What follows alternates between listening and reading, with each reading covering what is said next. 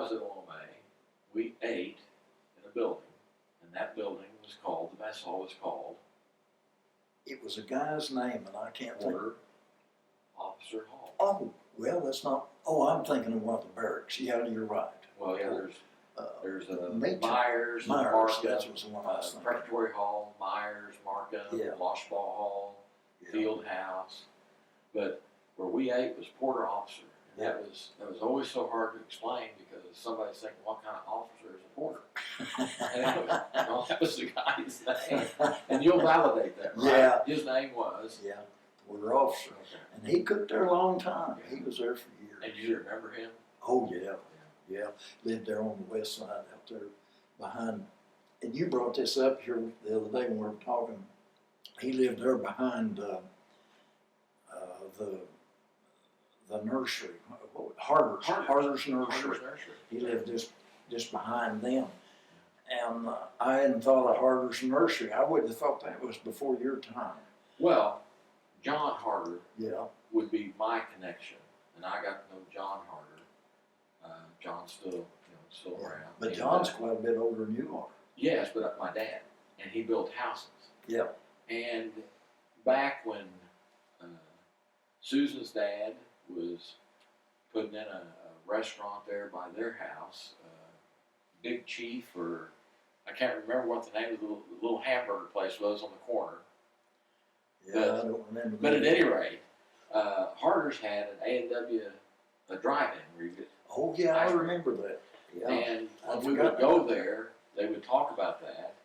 And my memory, of course, the fairgrounds was behind that. Yeah. And my dad mentioned to me once that they had a greenhouse and that there was a coal mine that went back underneath the hill right there at that greenhouse. Now, again, you'd have to find the right people to talk about it. I don't remember that. But I remember when I was digging a hole behind Mr. High Lehman's house once, we dug a hole and the bottom went out of it. Well, And that was across the street. Yeah. To the You know, or west. the rock house sitting directly across from the old swimming pool, Yes, sir. sitting there. N.R. Bland used to live there. N.R. Bland. Yeah. Okay. N.R. Bland and his dad used to run a cafe up there. But you'd drive in and go through a little bit of a tunnel and then go upstairs and go into that house. And that maybe that was part of it even. I don't know. Yeah. I don't remember that. But OMA at that point in time was an interesting place. And, Oh, you know, yeah. I've had people say this and wonder if you would agree with it.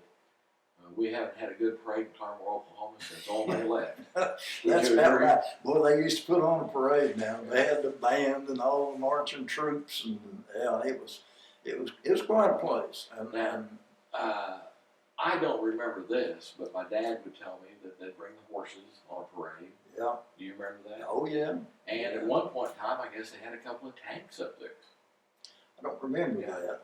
But They- somebody told me once there was a tank at a parade. But again, not my time. I wouldn't doubt it. See, they had a full-grown saddle shop, harness shop, the whole thing. That's where I spent half my time.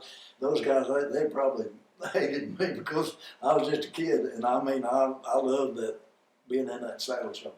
Now, when I was there at OMA, they built a building, I'm going to guess in 64, 65, and they called it Loshball Hall. Yep. And on the north end of it was with a band room, and your science was in there. I took Dr. Bill Beeson's physical and historical geology in that building. Bill Beeson was an optometrist here, but before the war he was a geologist. Yeah. And Bill would start his class there at 7 o'clock in the morning, 0700 hours, and it was 5 days a week with lab.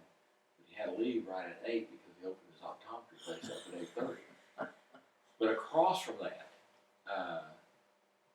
was our ROTC building. Now my dad told me, and you can validate this, that was where the horses were. Sort of a long building with a little two-story part. Over on the west side of the street. Yes, sir. That's exactly. right. That's and where that's it where was. the horses were. Yep, that's where it was. Having And stalls in there, and upstairs was the saddle shop. Okay, it was in the upstairs, that little two-story Yeah, part. and that little part too. Yeah. And then behind it, they had a big barn back there that kept the hay and feed and stuff. Okay. And as a kid, you were over there running Oh, around with yeah. the horses. Yeah. And Loshball, they lived right next door to us at one time. Had a boy named Dean. Dean Watt, never heard. That's the first Well, I've heard that's of that. quite a bit before your time. He was older than I was, but I remember them well. He taught up there for quite a long time. You remember who the commandant was when you were there, or at that time? Not at that time. Ledbetter was the first one I can really remember. I don't know. And the same for me. Yeah, Ledbetter was first. yeah. I don't remember who it was before that time.